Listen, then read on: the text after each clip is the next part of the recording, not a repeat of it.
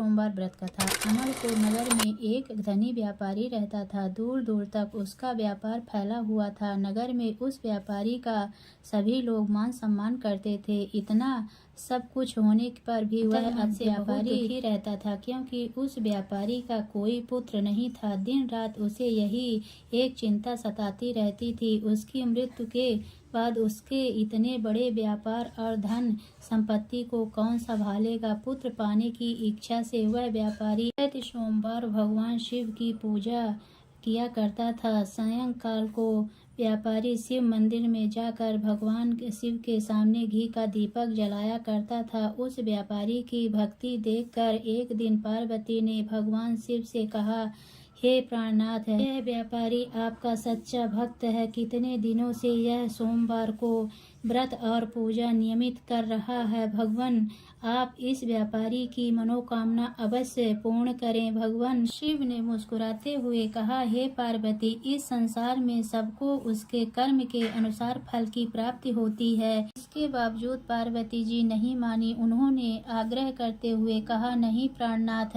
आपको इस व्यापारी की इच्छा पूरी करनी होगी। यह आपका अनन्य भक्त है। प्रति सोमवार आपका विधिवत व्रत रखता है और पूजा अर्चना के बाद आपको भोग लगाकर एक समय भोजन ग्रहण करता है।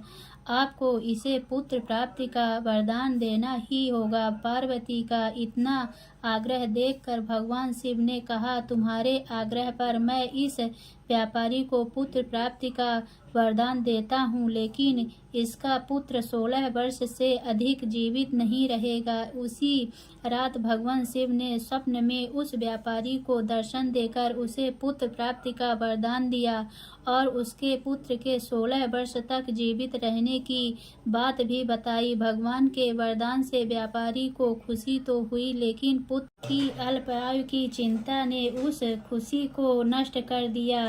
व्यापारी पहले की तरह सोमवार की विधिवत व्रत करता रहा। कुछ महीने पश्चात उसके घर अति सुंदर पुत्र उत्पन्न हुआ। पुत्र जन्म से व्यापारी के घर में खुशियां भर गई। बहुत धूमधाम से पुत्र जन्म का समारोह मनाया गया। व्यापारी को पुत्र जन्म की अधिक खुशी नहीं हुई, क्योंकि उसे पुत्र की अल्प आयु के रहस्य का पता था। यह रहस्य घर में किसी को नहीं मालूम था। विद्वान ब्राह्मणों ने उस पुत्र का नाम अमर रखा। जब वह 12 वर्ष का हुआ तो शिक्षा के लिए उसे वाराणसी भेजने का निश्चय हुआ। व्यापारी के अमर के मामा दीपचंद को बुलाया और कहा कि अमर को शिक्षा प्राप्त करने के लिए वाराणसी छोड़ आओ। अमर अपने मामा के साथ शिक्षा प्राप्त करने के लिए चल दिया।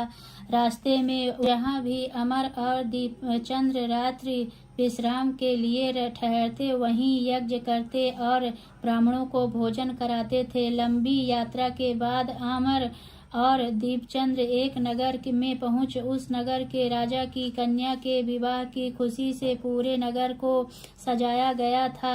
निश्चय समय पर बारात आ गई, लेकिन वह वर का पिता अपने बेटे के एक आंख से काने होने के कारण बहुत चिंतित था। उसे इस बात का भय था कि कहीं राजा को इस बात का पता चल गया, वह विवाह से इनकार कर देंगे, इससे उसकी बदनामी होगी। वर के पिता ने अमर को देखा तो उसके मस्तिष्क में एक विचार आया। उसने सोचा, क्यों न इस लड़के को दूल्हा बनाकर राजकुमारी से विवाह कर दूं। विवाह के बाद उसको धन देकर विदा कर दूंगा और राजकुमारी को अपने नगर में ले जाऊंगा। वर के पिता ने इसी संबंध में अमर और दीपचंद से बात की। दीपचंद ने धन मिलने के लालच में वर के पिता की बात स्वीकार कर ली। अमर को दूल्हे के वस्त्र पहनाकर राजकुमारी चंद्रिका से विवाह कर दिया गया। राजा ने बहुत सा धन देकर राजकुमारी को विदा किया। अमर जब लौट रहा था तो सच नहीं छिपा पा सका और उसने राजकुमारी को ओढ़नी पर लिख दिया, राजकुमारी चंद्रिका, तुम्हारा विवाह तो मेरे साथ हुआ था। मैं तो वाराणसी में शिक्षा प्राप्त करने जा रहा हूँ। अब तुम्हारे जिस नवयुवती पत्नी बनना पड़ेगा वह काना है। जब राजकुमारी ने अपनी ओढ़नी पर लिखा हुआ पढ़ा तो उसने काने लड़के के साथ जाने से इनकार कर दिया। राजा ने सब बातें जाकर राजकुमारी को महल में रख लिया। इधर अमर अपने मामा दीपचंद के साथ वाराणसी पहुंच गया। अमर ने गुरुकुल में जाकर पढ़ाई शुरू कर दी। जब अमर की आयु 16 वर्ष पूरी हुई तो उसने एक यज्ञ किया। यज्ञ की समाप्ति पर ब्राह्मणों को भोजन कराया और खूब अन्न वस्त्र दान कर रात को अमर अपने शयन कक्ष में सो गया। शिव के वरदान के अनुसार अवस्था में ही अमर के प्राण पखेरु उड़ गए। सूर्योदय पर मामा अमर को मृत देखकर रोने पीटने लगा। आसपास के लोग भी एकत्रित होकर दुख प्रकट करने लगे।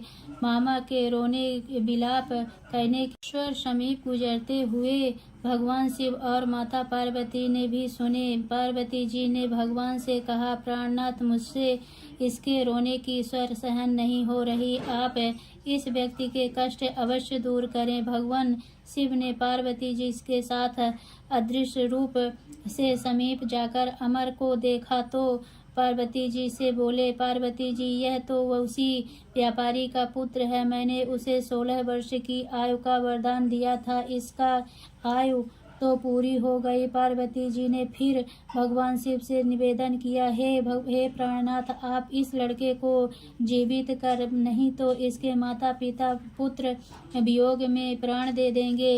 इस लड़के का पिता तो आपका परम भक्त है, वर्षों से सोमवार का व्रत करते हुए आपको भोग लगा रहा है। पार्वती जी के आग्रह करने पर भगवान शिव ने इस लड़के को जीवित होने का वरदान दिया और कुछ ही पल में वह जीवित होकर उठ बैठा। शिक्षा समाप्त करके अमर मामा के साथ अपने नगर की ओर चल दिया। दोनों चलते हुए उसी नगर में पहुँचे जहाँ अमर का विवाह हुआ था। उस नगर में भी अमर ने यज्ञ का आयोजन किया। समीप से गुजरते हुए नगर के राजा ने यज्ञ का आयोजन देखा।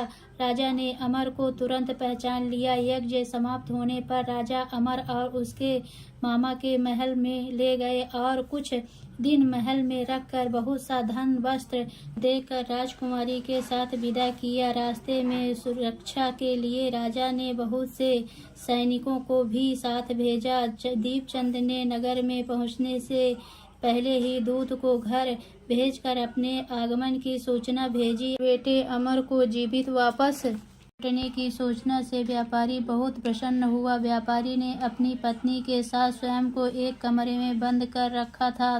भूखे प्यासे रहकर व्यापारी और उसकी पत्नी बेटे की प्रतीक्षा कर रहे थे। उन्होंने प्रतिज्ञा कर रखी थी कि यदि उन्हें अपने बेटे की मृत्यु का समाचार मिला तो दोनों अपने प्राण त्याग देंगे। व्यापारी अपनी पत्नी और मित्रों के साथ नगर के द्वार पर पहुंचा। अपने बेटे के विवाह का समाचार सुनकर पुत्रवधू राजकुमारी चंद्रिका को देखकर उसकी खुशी का ठिकाना न रहा। उसी रात भगवान शिव ने व्यापारी के स्वप्न में आकर कहा, सेठ, मैंने तेरे सोमवार के व्रत करने और व्रत कथा सुनने से प्रसन्न होकर तेरे पुत्र को लंबी आयु प्रदान की है। व्यापारी बहुत प्रसन्न हुआ। सोमवार का व्रत करने से व्यापारी के घर में खुशियां लौट आई। जो स्त्री पुरुष सोमवार का व्रत विधिवत व्रत करते हैं और व्रत कथा सुनते हैं उनकी सभी इच्छाएं पूरी होती है। तो बोलिए भोलेनाथ की जय।